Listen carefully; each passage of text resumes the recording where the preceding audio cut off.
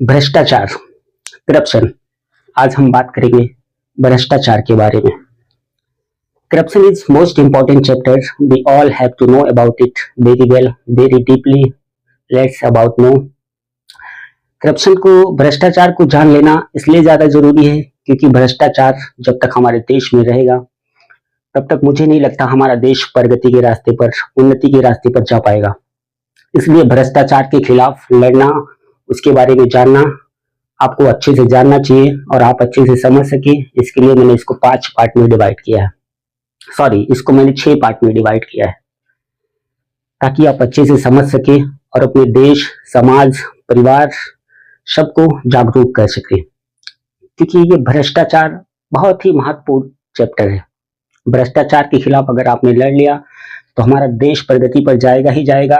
एक दिन जो गरीब, लाचार, बेसहारा सड़कों पे घूम रहे हैं, आज वो भी तरक्की के रास्ते पे जाने के लायक हो जाएंगे। आप अगर एक कदम भ्रष्टाचार के खिलाफ उठाते हैं तो मैं समझूंगा मेरा पढ़ाया हुआ सफल हुआ। कल का आप लोगों को देश संभालना है, क्या पता आप में से कोई आईएएस बने, कोई आईपीएस बने, देश की कमान आपके हाथ में होगी। इसलिए मैं अच्छे से समझा रहा हूँ, जितना मुझे नॉलेज है मैं मेरे ज्ञान से आप लोगों को बताने जा रहा हूँ। एक एक टॉपिक आप अच्छे से ध्यान से सुने। अगर कहीं कोई कमी हो, किसी को कुछ पूछना है तो मुझसे पूछ सकता है। ठीक है, आगे बढ़ू। ठीक है, आइए जानते हैं हमने 6 पार्ट में इसको बांटा है, क्या क्या है। सबसे पहला है भ्रष्ट हम खुद हैं, जानते हैं कैसे। दूसरा है भ्रष्टाचार का खामियाजा सबसे ज्यादा आर्थिक रूप से कमजोर लोगों को भुगतना पड़ता है। तीसरा है घूसखोरी। चौथा है अमीर गरीब में भेदभाव करना। पांचवा, एक दूसरे जाति धर्म के लिए लड़ना भी भ्रष्टाचार ही है। भ्रष्टाचार पर रोकथाम कैसे लगाया जा सकता है इसके बारे में भी बताएंगे आप लोगों को।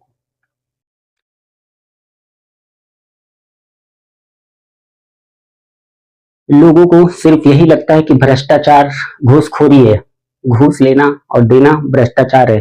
तो सिर्फ यही भ्रष्टाचार नहीं है, भ्रष्टाचार बहुत कुछ आता है। आप अच्छे से समझ सके, आप अच्छे से जान सके, मैं आपको बताने जा रहा हूं। अच्छे से सुने, आपको कोई प्रॉब्लम आ रहा है मुझसे पूछ सकते हैं। भ्रष्ट हम खुद हैं, जानते हैं कैसे। अगर हम खुद भ्रष्ट नहीं होते तो हमारे देश में भ्रष्टाचार नहीं होता। अगर हम भ्रष्ट हैं तो भ्रष्टाचार है। सिंपल सी बात है, अगर कोई घूस मांग रहा है, हम उसको घूस दे रहे हैं तो हम भ्रष्टाचार कर रहे हैं। कोई अशिक्षित है, शिक्षा पाने लायक नहीं है, अगर वो शिक्षा नहीं पाता है तो हम भ्रष्ट हैं। किसी के घर में खाना नहीं है, अगर उसको खाना नहीं मिलता है तो हम भ्रष्ट हैं। अगर हमारे देश में गरीब, बेसहारा लोग सड़कों पर घूम रहे हैं तो हम भ्रष्ट हैं। इसमें सिर्फ हमारी सरकार की कमी नहीं है, इसके पीछे हम आप सबका हाथ है। हम आप अगर चाह लेंगे तो भ्रष्टाचार बिल्कुल बंद कर सकते हैं। अगर हमारे साथ भ्रष्टाचार हो रहा है तो सिर्फ इसलिए हो पा रहा है क्योंकि हम लोग अशिक्षित हैं। बहुत सारे लोग संविधान को नहीं जानते। संविधान क्या है? संविधान के बारे में बात करने से पहले मैं बाबा भीमराव अंबेडकर तथा जिन लोगों ने भी संविधान को बनाया उन लोगों को शत शत प्रणाम करता हूँ, उनको नमन करता हूँ। संविधान जैसे पवित्र पुस्तक को हमारे लिए बनाया सिर्फ इसलिए बनाया है कि हम उसको पढ़ सके, उसको जान सके। अगर हम संविधान को अच्छे से पढ़ लेंगे, संविधान की शिक्षा अगर हमारे पास रहेगी तो किसी के माई के लाल में इतनी औकात नहीं है आपसे घूस ले सके। किसी नेता की इतनी औकात नहीं है आपका काम करना से मना कर दे। क्योंकि नेता, शासन, प्रशासन सब हमारे लिए है, सब हमारे लिए काम कर रही है। अगर आप संविधान को जानेंगे, पढ़ेंगे तो आपको पता चलेगा बाबा साहब ने हमें क्या क्या सौगात दिया है। इसलिए आप लोग शिक्षित होइए, संविधान के बारे में जानिए। हमारे संविधान में भी लिखा हुआ है 14 साल से कम उम्र का बच्चा, उसको फ्री में शिक्षा मिलनी चाहिए और संविधान उसके बारे में पहले बताया जाना चाहिए। लेकिन जहाँ तक मुझे लगता है बहुत सारे स्कूलों में संविधान के बारे में नहीं पढ़ाया जाता है। क्यों नहीं पढ़ाया जाता है? हमें हमारा हक मांगने के लिए अवश्य पढ़ाया जाना चाहिए। अगर नहीं पढ़ाया जा रहा है तो मैं बोलूँगा यहाँ शिक्षा की भी थोड़ी कमी है। अगर संविधान हमारे लिए बना है तो हमें क्यों नहीं पढ़ाया जा रहा है? अगर पढ़ाया जाता तो लोग हमारे देश में इतने अशिक्षित नहीं रहते। अशिक्षा के कारण हमारी युवा पता नहीं कहाँ कहाँ पहुँच जाती है। जैसे कोई चोरी करने लगता है, कोई युवा नेता बन जाता है, कोई छात्र नेता बन जाता है, कोई समाज सेवी नेता बन जाता है, कोई गली छाप नेता, कोई रोड छाप नेता, कोई सड़क छाप नेता, बहुत सारे नेता पैदा हो जाते हैं। वास्तव में ना तो ये युवा नेता होते हैं, ना ही ये छात्र नेता होते हैं, ना ही ये समाज सेवी नेता होते हैं। ये युवाओं को बर्बाद करने वाले, समाज को लूट खाने वाले और छात्रों को बर्बाद करने वाले नेता होते हैं। इसलिए मुझे लगता है अगर आपके पास शिक्षा रहेगा, आपके पास संविधान की जानकारी है, आप शिक्षित हैं, तो आप जरूर शिक्षा पाएंगे और आपके साथ भ्रष्टाचार नहीं हो पाएगा। जहाँ तक मुझे लगता है कोई भी युवा गलत रास्ते पर नहीं जाना चाहता। अगर गलत रास्ते पे जा रहा है तो शिक्षा की कमी के कारण जा रहा है। अगर उसके पास शिक्षा होता तो उसके पास रोजगार होती, और जहाँ रोजगार होता है वहाँ गलत नहीं होता है। कोई भी देश रोजगार से चलती है, और अगर हम बेरोजगार हैं तो हम भ्रष्ट खुद हैं, क्योंकि हम अपने हक की लड़ाई हम नहीं मांग पा रहे, अपने हक की लड़ाई हम नहीं लड़ पा रहे, इसलिए हम भ्रष्ट खुद हैं। ठीक है, आगे बढ़ जाओ। ठीक है, अभी दूसरा देखते हैं। भ्रष्टाचार का खामियाजा सबसे ज्यादा आर्थिक रूप से कमजोर लोगों को भुगतना पड़ता है। ये भी बहुत महत्वपूर्ण टॉपिक है, ध्यान लगा के सुने। सीधी सी बात है, हमारे संविधान ने, हमारी सरकार ने, हमारे सिस्टम ने एक नियम बनाया है, जो भी व्यक्ति हमारे देश में जो भी व्यक्ति आर्थिक रूप से कमजोर है उसके लिए मुफ्त शिक्षा, राशन, स्वास्थ्य, आवास की सुविधाएं दी है।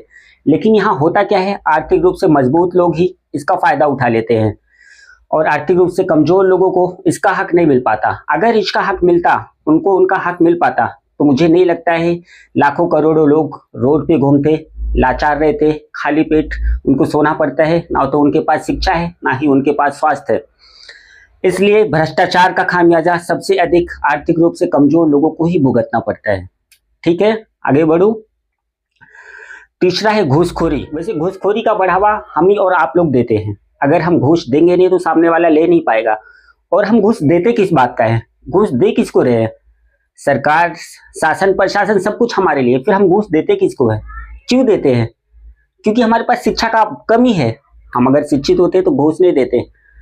मुझसे किसी के माई के लाल में औकात है तो घूस लेके दिखाए, नहीं ले पाएगा, कभी नहीं ले पाएगा, क्योंकि मैं लड़ जाऊंगा उससे। वो हमारे लिए है, कोई भी हो, शासन प्रशासनिक कोई भी व्यक्ति हो, चाहे नेता हो, पुलिस वाला हो, कोई भी हो, अगर घूस मांगे तो आप बिल्कुल उसके खिलाफ खड़े हो जाइए। एंटी करप्शन ब्यूरो नाम से एक डिपार्टमेंट है, आप उसको सूचित कीजिए। आप क्यों घूसते हैं?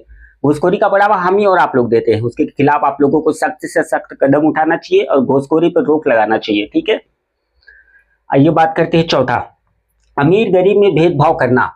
सिंपल सी बात है, आप सब लोगों ने देखा होगा अमीरों के साथ कैसा व्यवहार होता है और गरीबों के साथ कैसा व्यवहार होता है। आप किसी भी कार्यालय में, शासनिक कार्यालय, प्रशासनिक कार्यालय, किसी भी कार्यालय में आप जाएंगे, आप देखेंगे गरीब के साथ अलग बातचीत होती है, अमीरों के साथ अलग बातचीत होती है। ये सब भी एक करप्शन का एक बहुत बड़ा जरिया है। ऐसा बिल्कुल नहीं होना चाहिए, क्योंकि सरकार को बनाने में जितना अमीरों का हाथ है उससे कहीं ज्यादा अधिक गुना गरीबों का हाथ है। फिर ऐसा क्यों होता है कि वही सरकार गरीबों के साथ अलग बात करती है, अमीरों के साथ अलग? आप सबने देखा होगा, आप पुलिस थाने में जाएंगे, अगर आप गरीब हैं तो आपसे वो लोग कैसा बिहेव करते हैं। किसी भी तरह जगह पे जाएंगे, आप सबने देखा ही होगा, उसमें कुछ कहने वाली बात नहीं है। मेरा कहने का सीधी सी मतलब है, अगर आपके साथ दुर्व्यवहार होता है, आप उसके खिलाफ लड़िए, लड़ाई करिए, आप उसके खिलाफ लड़ जाइए। अगर आप इसके खिलाफ लड़ पा रहे हैं, आप, मैं समझूंगा भ्रष्टाचार के खिलाफ लड़ रहे हैं आप।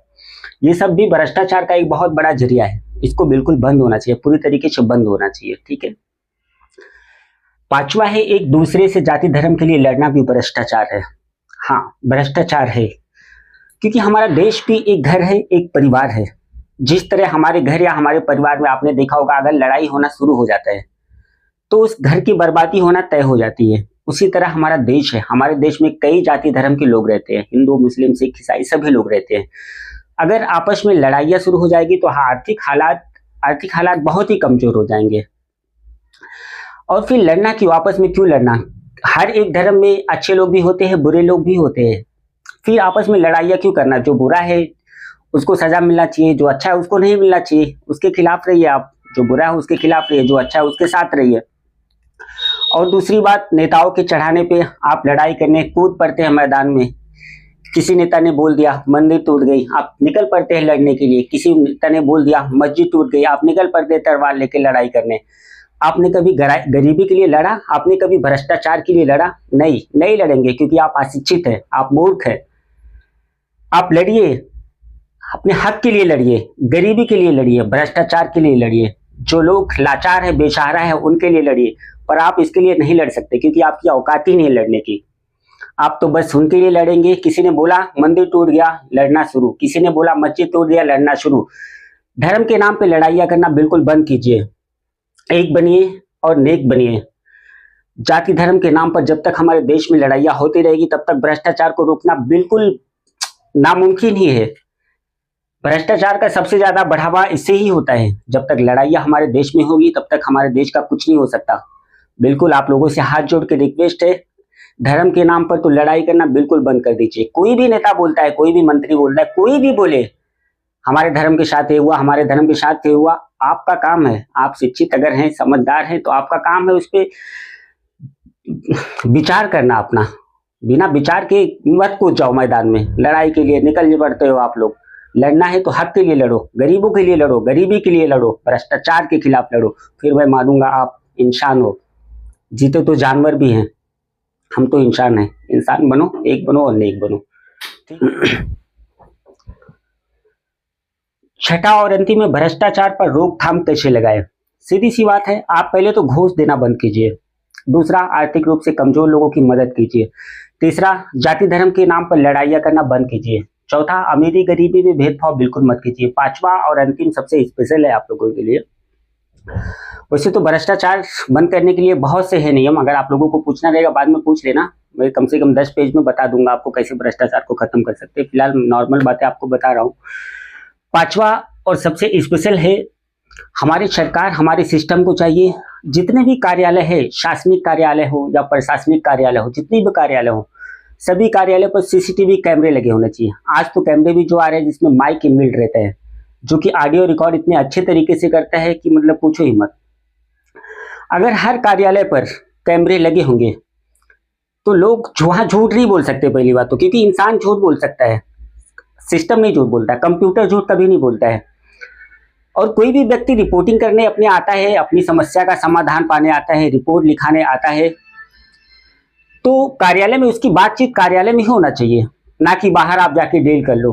अगर आप बाहर डील करेंगे तो सामने वाला बंदा आपके खिलाफ रिपोर्ट नहीं कर पाएगा। अगर आप घूस भी ले लिए तो उसके खिलाफ कोई सबूत नहीं रह जाता है। और हमारे देश में तो बिना सबूत के कुछ होता ही नहीं है।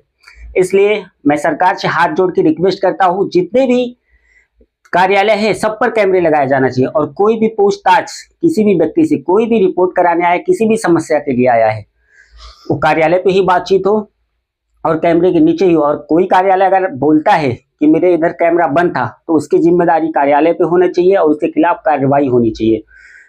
ठीक है, थैंक यू।